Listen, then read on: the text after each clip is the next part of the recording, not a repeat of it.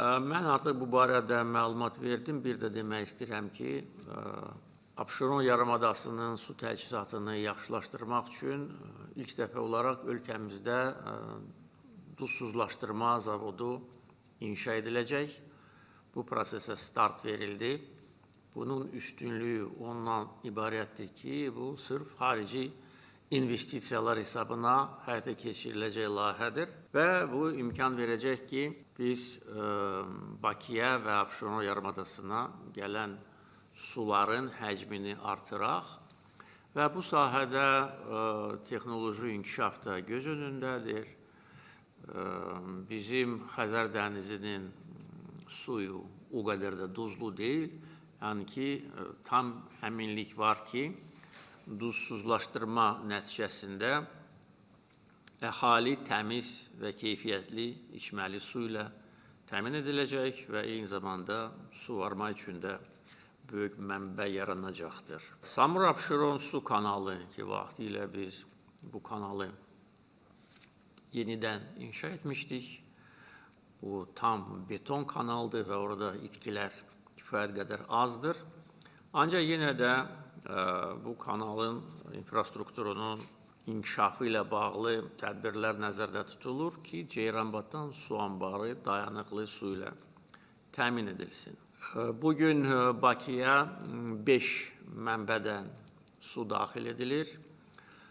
6-cı mənbə duzsuzlaşdırma zavodu olacaq və əlbəttə ki, bu axım tam təmin edilməlidir. Onu da bildirməliyəm ki, son 20 il ərzində həyata keçirdiyimiz layihələrdən biri də tamamilə yenidən qurulmuş Oğuz-Qəbələ-Bakı su kəməridir. Əgər bu su kəməri tikilməsəydi, bugün Bakıda su qıtlığı özünü çox ciddi şəkildə göstərmiş olardı. Proqram qeyd etdiyim kimi çox genişdir, çox konkretdir. Bütün vəzifələr orada qoyulub. Nəzarət də təmin ediləcək. Həm hökumət tərəfindən, prezident administrasiyası tərəfindən, ictimai nəzarət də əlbəttə ki, mütləq olmalıdır.